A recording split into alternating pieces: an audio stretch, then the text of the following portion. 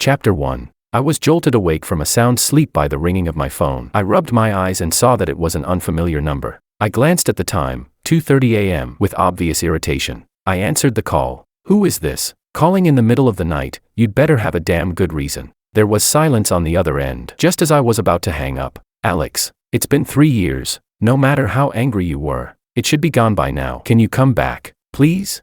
A woman's voice came through the phone, gentle and melodious. "You've got the wrong number." I hung up before she could say anything else. Who was calling so late? A soft, sweet voice sounded beside me. "Wrong number," I said. I leaned over and kissed the woman next to me on the forehead, coaxing her back to sleep, but I couldn't fall asleep again no matter how hard I tried. I wasn't surprised at all that she knew my new contact information. After all, she was the Koo family's eldest daughter, someone with influence everywhere. Finding me was nothing to her, but according to what I thought, she should have already been with her childhood sweetheart, the Song family's eldest son. Besides, with her naturally proud personality, she had never lowered her head to anyone. Even when the Song family's eldest son abandoned her and went abroad back then, she had agreed to break up without even batting an eye. While my thoughts were running wild, a soft arm wrapped around me and pulled me into a warm embrace. "What are you overthinking about? Go to sleep already." I stopped thinking, hugged my wife, and finally fell asleep. The one who called was my ex-girlfriend, Tiffany, beautiful, aloof, and proud. Just like her name, she was the widely known heir of the Wanseng group, and I, since childhood, had been the Koo family's adopted son. I had grown up alongside Tiffany. To put it bluntly, I was more or less her constant companion at school. She was born with a classic spoiled young lady temper. When she lost her temper, no one could calm her down, except for 3 men. The first was her grandfather. That old man doted on his granddaughter excessively. When she was little, she practically grew up sitting on his shoulders. The second was her childhood sweetheart, Simon Song. The Koo and Song families were both powerful clans and had been close for generations, so they interacted frequently. Every time Tiffany saw Simon, she was full of enthusiasm, her eyes sparkling like little stars. The elders of both families often jokingly referred to each other as in-laws, laughing that sooner or later the 2 families would become one. The third person was me. I was different from the first 2. When they appeared, Tiffany would calm down, but I was the one who could actually resolve the source of her anger. Perhaps as long as I was by her side, there would be nothing for her to be angry about at all. The dynamic among the 3 of us was always the same. Tiffany chased after Simon, and I chased behind them, carrying their things. Up until high school, we all got along fairly well, but once high school started, the Koo family arranged for me to train more physically after classes, practicing all kinds of combat skills. From that point on, I gained a new role, Tiffany Koo's bodyguard. Because of the constant training, I developed quickly. I was tall, well-built, with defined muscles, and undeniably handsome. That made Simon uncomfortable. He would often pick on me intentionally or unintentionally. And whenever Tiffany went to spend time with Simon, in order to keep him happy, I could only prepare everything the 2 of them needed and hand it over to Tiffany. Then I would quietly wait outside, or somewhere not too far away, until they were done. After that, I would take the things back from Tiffany's hands, and we would go home together. Chapter 2. Whenever that happened, before meals she would tell the chef to make a few extra dishes that I liked. At night, she would take out her favorite snacks and give me half, treating it as a way to placate me. Honestly, I never felt bad about the 2 of them being together, because I had never once thought that there would be any kind of future between her and me. Even though her family treated me like their own child, I knew my place. If something didn't belong to me, I wouldn't dare to covet even a fraction of it. And so, the 2 of us entered university together. During the holidays, in order for me to take better care of Tiffany, her parents arranged for several nationally renowned master chefs to give me special training for an entire summer. Other students spent their vacations doing homework. I spent mine cooking. All because Tiffany wasn't used to being attended to by anyone else. She only allowed me to take care of her personally. So whatever hobbies she had, I had to study them thoroughly and do them well, because I wasn't just good-looking but also talented in many ways. A lot of female seniors and juniors at the university confessed their feelings to me. At first, Tiffany treated it like entertainment. Every time, she would laugh and say she'd help me give advice and screen them. Until one night, when a girl used a coordinated drone display to confess to me, Tiffany rushed over immediately, saying she wanted to see who could pull off such a grand gesture. The moment she saw who it was, her expression changed abruptly. "I don't approve of this." With that, she grabbed me and dragged me away. "Hey, I think she's actually pretty good." I had no idea where she got that much strength from. Mid-sentence, she had already pulled me to a deserted spot. Smack. A crisp slap landed on my face. I covered my cheek and stared at her in a daze. This was the first time she had ever hit me. "You think that kind of trash is good?" You're really just a guy who thinks with his hormones. Sure, she has some looks, but haven't you heard that the CEO of the education group this university belongs to is having an affair with her? That man is old enough to be her father. She's probably pregnant and looking for some sucker to take the fall. Tiffany's face was twisted with agitation as she spoke. I felt she probably wasn't lying. After all, she had always been good to me. She was likely just afraid I'd get deceived and suffer a loss. And I remembered the opening ceremony at the start of the semester. That girl really had been with the school's top executives that day. She was so beautiful that there was no way I could have mistaken her. From that day on, Tiffany never allowed me to accept anyone else's confession. You're still young. You should focus on your studies. Once you're successful, what kind of woman wouldn't you be able to find? Even if you start dating now, you'll break up by graduation anyway, just wasting years of feelings. But aren't you doing just fine with Simon? Don't you need to focus on your studies? I muttered back unwillingly. Oh, got some nerve now. Huh? You dare meddle in my business? Can you even compare yourself to me? Even if I only graduated from kindergarten, I'd still be more accomplished than you. Besides, Simon is just fine. If you talk back to me again, I'll skin you alive. It's late, get lost and go rest.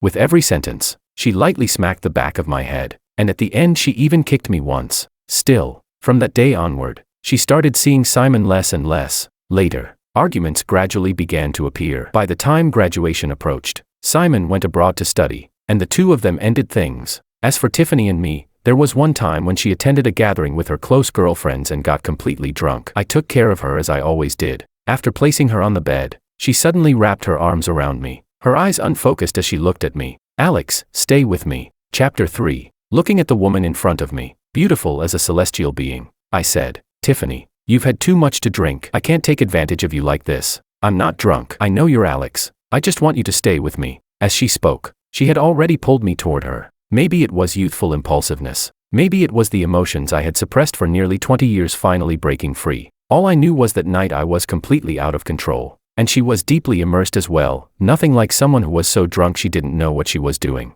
The next morning, I was prepared to face Tiffany's fury. What scared me most was realizing that she was still inexperienced, something she had kept even after all those years with Simon, and I had taken it from her. How much must she hate me for that? But when she woke up, she didn't explode at all. Instead, she acted spoiled, saying she was hungry and wanted the small wontons I made for breakfast. I felt an overwhelming sense of relief, like I had survived a disaster, and immediately went to make them for her. From that point on, we moved in together. We were still inseparable. Just like before, there was no confession, no public announcement, but we were sleeping together. So in my mind, that naturally meant we were a couple. Just when I felt our relationship was getting better and better, and I had already picked out a ring, ready to propose to her, Simon came back. I remember that day very clearly. As usual, we had breakfast early in the morning. After I got myself ready and was about to head out with Tiffany like always, she stopped me just as I was about to open the door. Alex, today I'm getting together with my girlfriends. You don't need to come. I froze for a moment. Every time she met up with her close friends, I was always by her side. Not only that, I handled all the food and logistics for their gatherings. Seeing my expression, she walked over and kissed me lightly. We agreed today, no male companions. Be good and wait for me at home. I'll bring you a gift. I'll bring you a gift. That was a code only the two of us understood. Every time she needed me, she would bring me a gift. Over the years, the gifts I had received could already fill an entire room. Having grown up with her since childhood, I could tell she was lying today. From early that morning, she had been unconsciously brushing her hair back, a habit she only had when she was nervous. And that kiss was perfunctory. She left in a hurry, which didn't match her usual composed personality. She had never hidden anything from me before. Instantly, I felt a bad premonition. That premonition came true by evening. Through a post on one of her girlfriend's social feeds, Simon was back. In the video, he was sitting close to Tiffany. The two of them were chatting and laughing, clearly hitting it off. Tiffany placed peeled prawns onto a plate and set it in front of Simon. She loved eating shrimp, but she had never peeled them herself. I was always the one who did it for her. If no one helped her, she would rather not eat them at all. She once said that peeling shrimp or crab was beneath her. Fiddling around for ages just to get a tiny bit of meat was embarrassing. And yet now, she was doing exactly what she once found contemptible, and she was smiling so brightly. It was past 11 at night when she finally came home,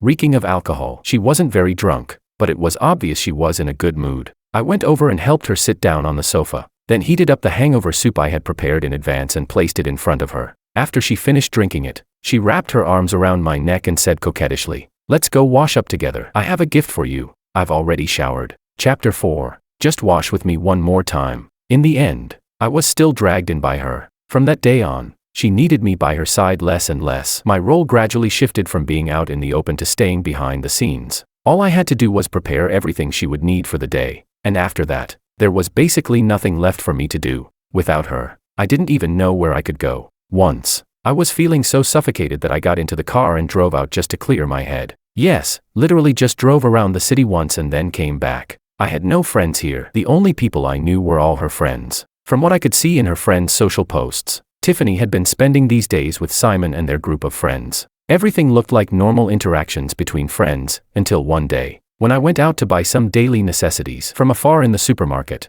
I saw two familiar figures, Tiffany and Simon. They were pushing a shopping cart, walking shoulder to shoulder like a couple, occasionally reaching out to grab things from the shelves. To avoid an awkward encounter, I quickened my pace and moved to the other side of the aisle, walking parallel to them. Tiffany, I've been back for a while now. I think things have been pretty good between us lately. Why don't you come over to my place tonight? Let's start over. Okay.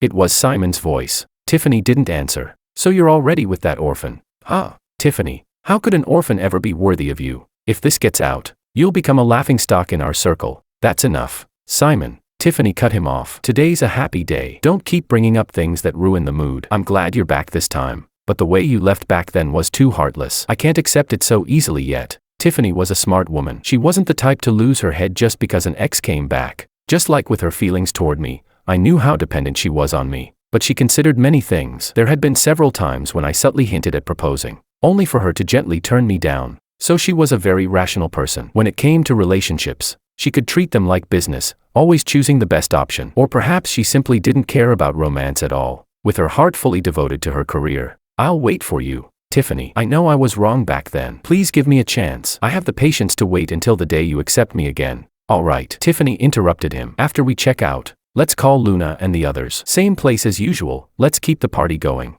After paying, the two of them got into the car and drove away. I abandoned the shopping cart where it was. I didn't want any of the items I had picked out anymore. I skipped lunch and checked into a hotel instead. Lying on the bed, I kept asking myself, would Tiffany forgive him and get back together with him?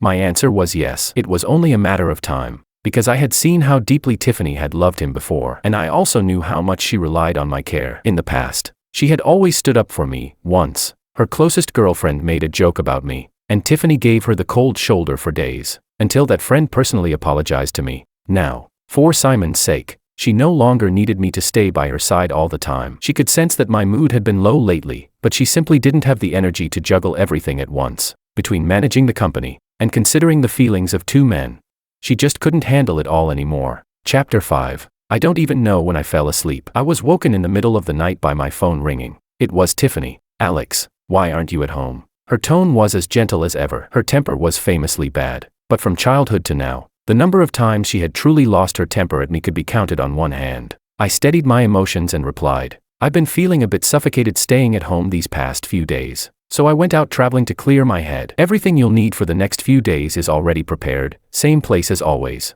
There was a brief silence on the other end. Is it because I've been neglecting you lately? Alex, there have been some tricky things I need to deal with. Once I'm done, it'll be fine. Can you endure it for a few more days? Okay.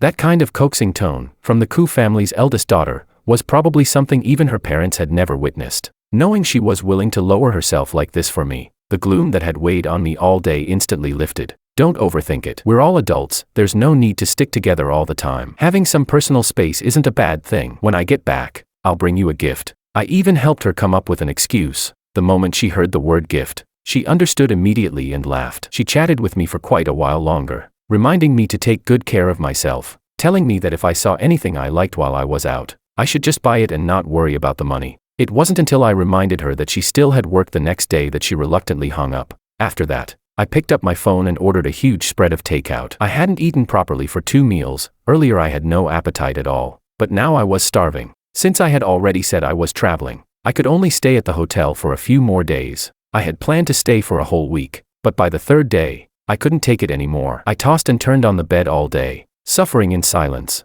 until night finally came and I made up my mind to go back. I took the package that had arrived that afternoon, didn't call her, and went straight home. The lights were on, Tiffany was back. I opened the door and went in, but didn't see anyone. She must have gone to bed already. I walked to the bedroom, my hand just resting on the doorknob, when I heard voices coming from inside. Oh right, Tiffany, Are you really planning to keep Simon's return a secret from Alex forever? This kind of thing can't be hidden sooner or later. Don't tell me you actually want to marry Alex. Sure, Alex looks good, he's gentle, and his love for you is way stronger than Simon's. But I'll say this honestly, don't get mad. No matter how you put it, Alex is still just an orphan. Keeping him around to dote on is one thing, but making him a live-in husband, forget it. Marrying into the Song family is the only way you'll get what you want. The one speaking was Tiffany's close friend, Luna. This time, Tiffany didn't refute her. She silently accepted the fact that, in Luna's words, I was an orphan. I haven't figured out how to talk to Alex yet, Tiffany said, her voice full of conflict. I'm afraid he won't be able to accept it. We've been together since we were old enough to remember. I still can't bear the thought of him getting hurt. He won't be able to accept it. He's an orphan who's enjoyed so many years of privilege living with your family. What right does he have to say he can't accept it? I think you're just too good to him. And honestly, it's not like I'm saying this to criticize you, but in our circle, who doesn't have a few boy toys on the side? These past few nights, I've only been keeping you company because I felt sorry for you. Otherwise, I'd be sleeping with my own boy toy right now. I'm not interested in that kind of man, Tiffany said firmly. In my entire life, I've only ever loved two men. Before, it was Simon. Now, it's Alex. One is my childhood sweetheart, my first love, the one I've liked since I was young. I don't even know why, but every time I see him, I just want to treat him well. The other is Alex, the one who's taken care of me in every possible way since childhood. He always understands what I'm thinking. I truly believe he's the person who treats me best in this world. Chapter 6. There's a famous quote by the well-known actor Tony Leung Ka-Fai, "My dog bites everyone except me, because I raised him." Alex being good to you is the same logic. To put it bluntly, it's just a nanny's job. If one nanny isn't enough, then hire a few more. Alright. Anyway, Alex won't be back for a few more days. Let's stop thinking about it and go to sleep. The voices in the room disappeared, and my heart hung in my chest once again. So Tiffany had already made her choice. She was just figuring out how to make me accept being kept on the side. In the end, I don't even know how I made it back to the hotel. When the front desk saw that I had just checked out and was checking in again, spending 2 days worth of money in 1 day, the look in their eyes clearly said rich and foolish. I stayed at the hotel for a few more days, until Tiffany called to ask why I still hadn't come back. I knew then that she had figured out how to talk to me. I told her I was already on my way and would be home soon. She sent me an address. It was the Ehe hotel they often went to. When I arrived at the private room, I realized there were a lot of people there today. Almost all of her close friends were present, Simon included. The two of them stood together, surrounded by the crowd. The lively atmosphere instantly fell silent the moment I appeared. Alex, why are you only getting here now? Tiffany pushed through the crowd and walked over to me. Today is the day your brother-in-law confessed to me. Congratulate us.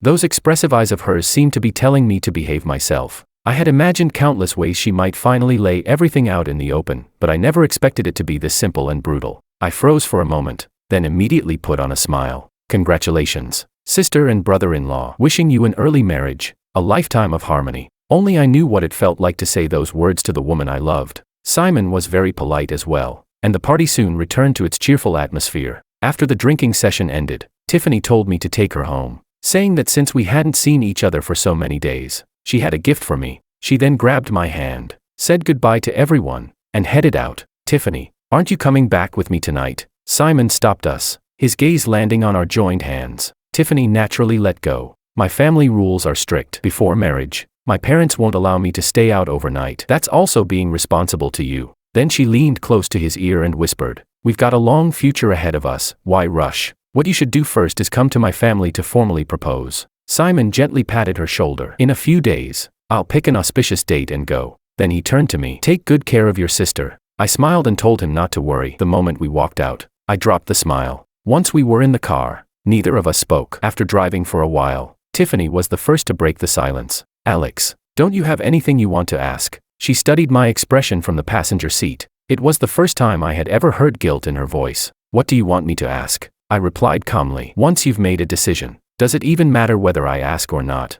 Alex, you've always understood me. I hope this time, you will too. After that, neither of us said another word. When we got home and finished washing up, I prepared to go stay in the guest room, but she grabbed my wrist. Didn't you say you had a gift for me when we got back? She looked at me with affectionate eyes. I pulled my hand back. This isn't appropriate anymore. Chapter 7. So you do care about this after all. Alex, wouldn't it be better if you just stayed by our side like before, forever? This is only a marriage of alliance. I can't give you a title, but to me, you've always been special. So, I'm just a very special keptman. I let out a quiet laugh. I won't allow you to talk about yourself like that. Before I could finish, she covered my mouth with her hand. I smiled. She wouldn't let me say it, but she was perfectly fine making me be it. I still can't wrap my head around things. Tonight's gift is cancelled. With that, I turned and went into the guest room. Over the next few days, I continued playing my old role perfectly. When Simon came to formally propose, I was busy cooking and entertaining the guests at the engagement banquet. As someone from her side of the family, I ran around handling everything inside and out. I kept telling myself that once I escorted her out the door into marriage, I would have repaid the Koo family's kindness in full. When I left after that, I wouldn't feel guilty anymore. But being someone's keptman, that was something I would never accept. 1 month before their wedding, I drove Tiffany and Luna to the hospital. I wanted to go in with them, but they stopped me, saying it was just a premarital full-body checkup, and that it wasn't appropriate for a man to follow along. Later, by chance, I saw the paperwork. Tiffany wasn't there for a checkup. She was there for a restorative surgery. I had already decided to leave, yet my chest still felt heavy. That night, I drove out alone with no destination in mind, eventually ending up on a bridge far from the city center. Hardly anyone ever came here. I walked up to the railing, faced the dark river below, and shouted at the top of my lungs, "Aya!"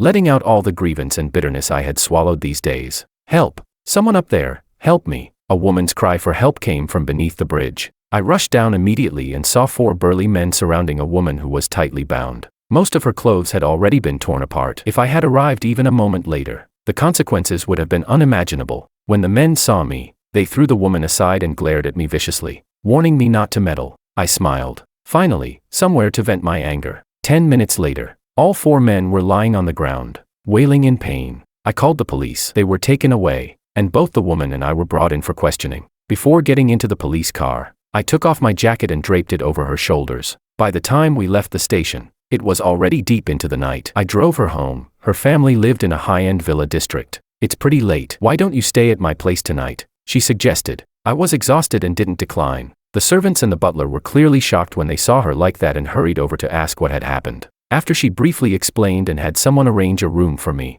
I went straight to sleep. The next morning, I woke up naturally. The butler led me to the dining table. Sitting there was a woman who, judging purely by looks, was even more beautiful than Tiffany. When she saw me, she greeted me warmly and jokingly called me her lifesaver. Only then did I realize that she was the woman I had rescued the night before. Still, she looked strangely familiar. As I stared at her, she smiled. "What, do I look familiar to you? How did you know? Have we met before?"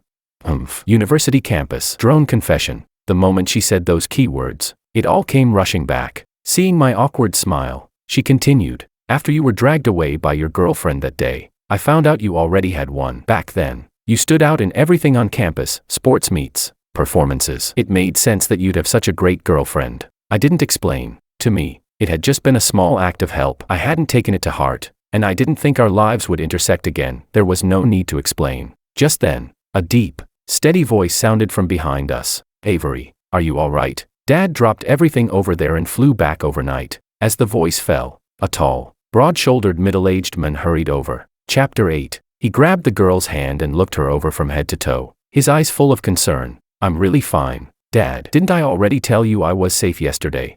The girl threw herself into his arms and acted spoiled. "As long as you're all right, good, good. That driver, I'll make sure he lives a fate worse than death. And those accomplices, along with their families, will all pay the price." From his expression and tone, it was clear he wasn't someone to mess with. "Dad, we have a guest here," the girl quickly reminded him, probably afraid I'd be intimidated. "This is the person who saved me yesterday. We were chatting today and found out we're actually alumni." Her father was a very forthright man. He sincerely thanked me again and again. It was only then that I realized he was the chairman of the education group affiliated with our university. So back then, I had misunderstood things. After listening to Tiffany, I had wronged her. After we exchanged contact information, Tiffany called looking for me, and I went back. Her wedding date was approaching, and there were countless trivial matters to handle. I drove them around for wedding photos, buying wedding rings, booking hotels, and so on. Watching the girl I loved wearing such a blissful expression, my heart finally settled. Perhaps her best friend had been right all along. We were never from the same world. My status as an orphan had destined us to never truly be together. What she wanted,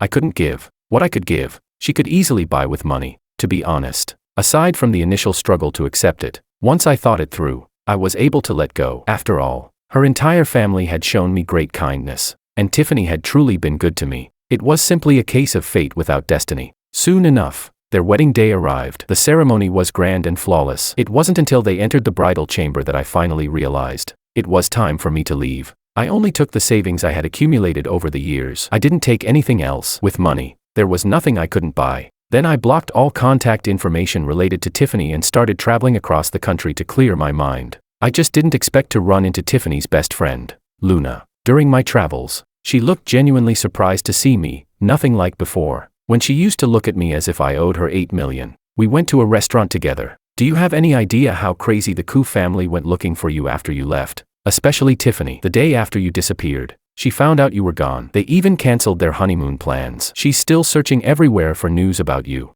I took a sip of tea, expressionless, and didn't respond. To be honest, I'd never liked her, especially after overhearing the conversation between them. Seeing that I wasn't speaking, she stood up, sat down beside me, and smiled. So, are you planning to go back?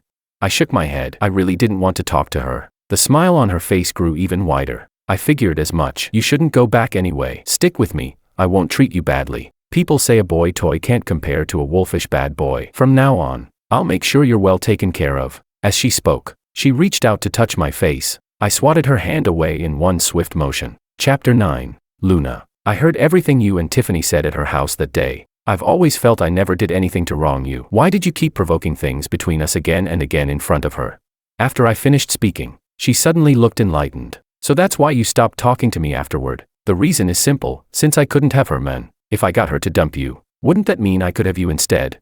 Honestly, what woman can stand seeing her best friend's boyfriend be better than her own? If there's anyone to blame, it's you for treating her too well. You made me jealous. She was always showing off in front of us how great you were. So if I couldn't get you, I'd rather destroy it. The cold, ruthless look in her eyes sent a chill through me. I threw out a single, "You're sick," then turned and ran without looking back. That woman was terrifying. After that, I went to South City. The scenery there was breathtaking, so beautiful it felt like it could cleanse the soul. After traveling around South City for half a month, I received a call from Avery. When she found out I was traveling, she asked for my location and flew over the very next day. Maybe it was because I'd been traveling alone for months. Seeing Avery again made me feel an unexpected sense of closeness. This time, she was dressed in travel gear, looking both beautiful and effortlessly cool. To welcome her, I bought a whole lamb from a local villager and roasted it myself. In the evening, with the gorgeous sunset before us, roasted lamb on the table, and strong liquor in hand, wow, it was simply perfect. I pulled off 2 lamb ribs, the best part, crispy skin and fragrant, juicy meat. Here, even though this place is remote, you came all this way. For your first meal, I had to make sure you eat well and eat your fill. Try it. How's my cooking? She took it and immediately took a big bite. This rich girl wasn't delicate at all. Speak like a human. It's so good. Back in university I already knew you were multi-talented. I just didn't expect you to be this good at cooking too. As she spoke, the 2 ribs were already gone. Slow down. No one's fighting you for it. I handed her the fresh goat's milk I'd bought. I want alcohol. She didn't take it and reached out for the liquor instead. You're a girl, drink less. She pursed her lips and shot me a look, then took the goat's milk anyway. You sound just like my dad. Oh, by the way, my dad had a really good impression of you after meeting you last time. He said when I got back, I should bring you to see him again. Your dad looks pretty intimidating though. Isn't he in education? Why does he look like he's from the underworld? I blurted out without thinking. You're the one who looks like a gangster. We chatted like that for a long time. Being with her felt easy and relaxed, genuinely happy. And just like that, we traveled together for more than 3 months, journeying across the country's magnificent landscapes. When I finally sent her home, she asked me to stay for a meal she cooked herself. It was simple, 4 dishes and a soup, but it tasted good. 1 bite was enough to tell she cooked regularly. I was really happy traveling with you this time. The day I called you, it was my birthday. My dad was out of town and couldn't be with me. I don't know why, but on impulse, you were the one I thought of. Alex, did that senior from university break up with you? She looked at me nervously. Why do you think that? I asked instead of answering. You hadn't called me for months. This trip of yours, wasn't it to heal from heartbreak? I smiled slightly. That was my answer. Chapter 10. Then, could you consider me? When she said that, her expression was completely natural, none of the usual shyness or hesitation of a young girl. I wasn't surprised. After all, she had confessed to me back in college. To be honest, spending this time with her had made me genuinely happy. She wasn't a domineering career woman like Tiffany, and being with her didn't come with that kind of pressure. She was also very caring. I realized that I had fallen in love with her. I nodded, then naturally pulled her into my arms. She smelled wonderful, her body soft and warm, Just like that, we got together. Not long after, we registered our marriage and held a wedding. One night, I received a call from Tiffany. I hung up using the excuse that she had dialed the wrong number. The next day, however, she showed up at my door. Avery opened it. When Tiffany saw me behind her, eating breakfast, her eyes instantly filled with tears. Avery invited her in politely, and Tiffany nodded courteously at her. There are some things I'd like to say to Alex. Is that all right? After several years apart, she had changed. She was no longer the hot-tempered, willful heiress she used to be. In the past, the moment the door opened, a slap might have already landed. Today, she was dressed beautifully, but she was thinner, looking haggard and tired. Avery came over and straightened my clothes. Some things should be talked through face to face. I'll wait for you at home. I squeezed her hand, signaling her not to worry. Then Tiffany took me to the place we used to live together. Everything there looked exactly the same as when I had left. Since you left, no outsiders have been here. I even did all the cleaning myself. I used to think my career was the most important thing in my life, until I turned around and could no longer see you waiting behind me like you always did. Only then did I realize that I truly couldn't live without you. I had grown used to everything you thoughtfully prepared for me. I used to think that everything you did for me was only natural. I took all your kindness for granted. You grew up by my side, like my shadow. How could a shadow ever leave its body? But you really did leave, and you took my soul with you. Watching her cry uncontrollably, I still couldn't help stepping forward to wipe away her tears. The woman I had loved for so many years, seeing her like this still made my heart ache. Look forward, not back. We both have someone we deeply love now. Holding on to the past wouldn't be fair to either of them. No, I don't love Simon. Maybe I had feelings for him when we were kids, but after he went abroad and came back during college, we were nothing more than a political marriage. It was only so I could smoothly take over the company. In fact, he has a woman overseas. He only comes back a few days a year to handle business. You're the only one in my heart. If you come back, I'll divorce him. I'll hand the entire coup group over to you. Nothing is more important to me than you now. You may not love Simon, I said calmly, but I deeply love my wife. The day before yesterday, we went to the hospital for a prenatal checkup. 3 months. The pregnancy is stable. Tiffany froze as if struck by lightning. Her mind went completely blank. She knew then there was no longer any possibility between us. After a long silence,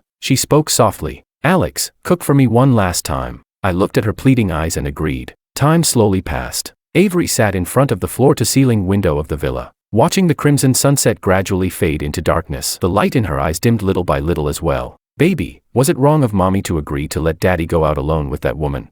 She gently stroked her belly and murmured, Baby, the first time Mommy saw your dad in college, I fell for him. It was at the sports meet. The way he looked on the field, confident and radiant, was deeply etched into my heart. After that, I paid attention to him on purpose. He was talented in so many ways and so gentle. I finally worked up the courage to confess to him, but another girl dragged him away. I was heartbroken for a long time and thought we had missed our chance forever. Who would have thought that years later we'd meet again, because Mommy was kidnapped by our own driver working with outsiders, and your dad saved my life. Later, we traveled together. As we spent time together, I fell even more in love with him. After we came back, we got together, and then there was you. I believe your dad won't abandon us, Mommy and you. Wife, I'm back. Look what I brought you.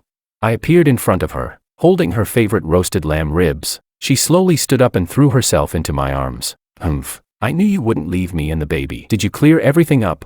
She looked aggrieved, her eyes red. I set the food down and gently stroked her head. Yes, everything's been made clear. Our family will never be separated, no matter what. Tiffany, extra. Ever since I was little, my family adopted a companion for me. We grew up together from childhood. From the very beginning, he was taught that I always came first. I was spoiled and willful, constantly causing trouble from elementary school onward. Yet he always protected me perfectly, like my own little knight. But my little knight grew up day by day, turning into a tall, handsome young man. At school, many girls confessed to him. I never paid it much attention, because none of those girls ever caught my eye. Until one day, a girl used a drone display to confess to him. When I saw her, I panicked. For the first time, I felt a sense of crisis. At the time, I already had a boyfriend. But from that moment on, I forbade Alex from dating anyone, and for reasons I couldn't quite explain. My boyfriend and I began arguing more and more frequently. At graduation, my boyfriend finally laid it all out. When you're with me, you're always talking about that little follower of yours. I can't take it anymore. Either you make him leave, or we break up. I had never tolerated being threatened by anyone in my life, so I chose to break up. After that, he went abroad. One night, drunk, Alex and I ended up together. Those years were incredibly sweet. They were the happiest times of my life, but happiness is always fleeting. Under pressure from both families, it was decided that I would marry Simon as part of a business alliance. I fought with my parents many times. In the end, they used Alex to threaten me. If I agreed, Alex could remain by my side, as my men in the shadows. We would live a secret, behind-the-scenes married life within my family. Any children we had would still inherit the family business. That had been the plan from the very beginning. After all, I was the only daughter. The bloodline couldn't end. If I didn't agree, Alex would lose his value entirely, and would be discarded. So, under my parents' pressure and my friends' persuasion, I slowly accepted reality. But the moment my wedding ended, Alex disappeared. I searched for him like a madwoman. When I finally learned where he was already married. His wife was the very girl who had once confessed to him with a drone. The next day, I desperately tried to win him back, but he spoke gently, just as he always had, talking about his life with his wife. It was obvious that he loved her deeply. She was already 3 months pregnant. I knew then that there was no longer any possibility for us. From that day on, I threw myself completely into my work. When I had free time, I would secretly look in on him from afar. As long as I saw him happy, smiling, living well, I felt content. Slowly, their family of 3 became 4, then 5. Sometimes, I imagined myself in the role of the woman by his side, wondering what life would have been like. This life, this is how it ends. In the next one, I won't let go again.